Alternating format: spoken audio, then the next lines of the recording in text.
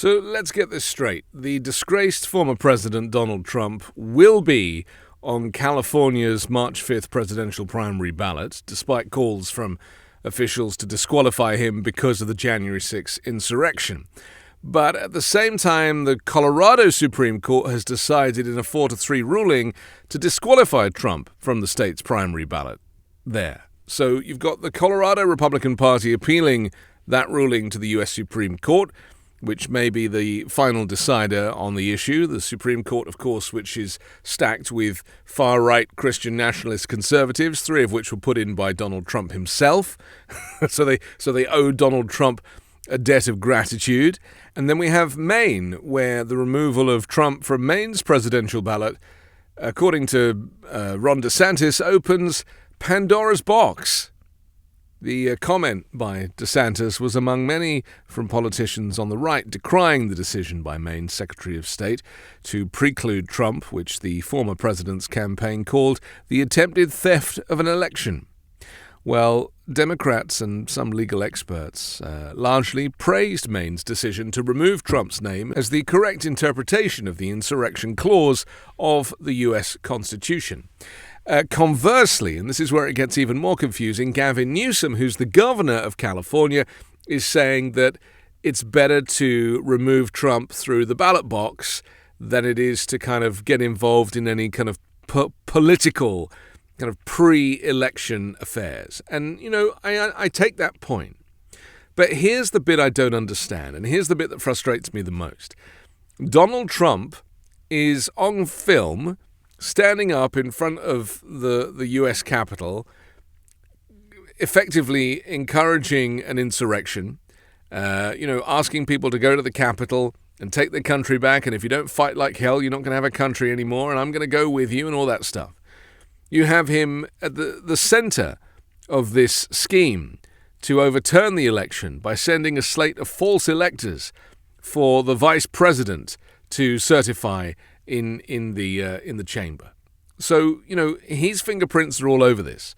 There is no doubt in anybody's mind that Donald Trump committed an insurrection against the United States, which goes against the requirements of his oath of office. If you read the Constitution, which is not something that Donald Trump has ever done, so I'm sure he doesn't think it applies to him, in the same way that he thought he could make COVID go away just by squinting, he has this kind of, all-powerful, all-encompassing energy. And he claims that, if he says it, if he thinks of it, then it must be true. Like the way he invented the word caravans to describe migrants crossing the southern border. He is a man out there on his own. He thought that stealth bombers were actually invisible. So, we can't really ask him for advice in a situation like this. But, when the evidence is clear and when there is a video and multiple videos of Donald Trump actually engaging in insurrection, the fact that he was acquitted in the Senate, as an insurrectionist is not the point. He was impeached twice, in fact, but he was impeached for insurrection. And as far as I'm concerned, as an onlooker, as a bystander, when you engage in insurrection, you cannot be on the ballot. It nulls and voids your ability to run for office. All the documents say it. All the legal opinion says it. And the problem with different states having different courts and different views of the law based on their political persuasion as well as their own interpretation of it means that it just makes a mockery of the American justice system, across the country. When you've got individual states taking different positions on the same issue. When we all saw Donald Trump instigate an insurrection, we saw it with our own eyes. We watched it live on television.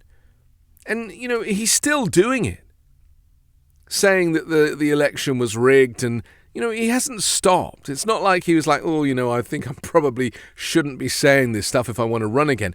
He is still engaging in insurrection, as are all of his surrogates. They are still engaging in insurrection. And isn't this the problem?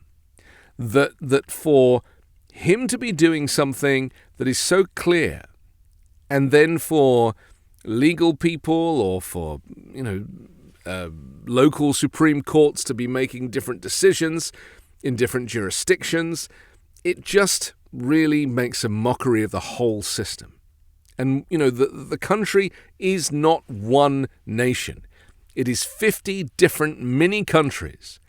And I don't know that United States is going to be the way to describe this nation going forward, because, the states are not united. They are separate. Their views are separate. The way they interpret the law is separate. The fact that you can get an abortion in one state and not in another makes them separate. The fact that you can, and going forward, you're not going to be able to marry who you want to marry or love who you want to love in a certain state. So you'll have to go elsewhere. You see, this change, this kind of state warfare, we've heard about it. Marjorie Taylor Greene talked about it. But when it comes to the law, when it comes to justices, when it comes to senior people in politics, it has to be the same narrative. It has to. It doesn't make sense that you think it's an insurrection and you don't think it's an insurrection when we all watch an insurrection on television.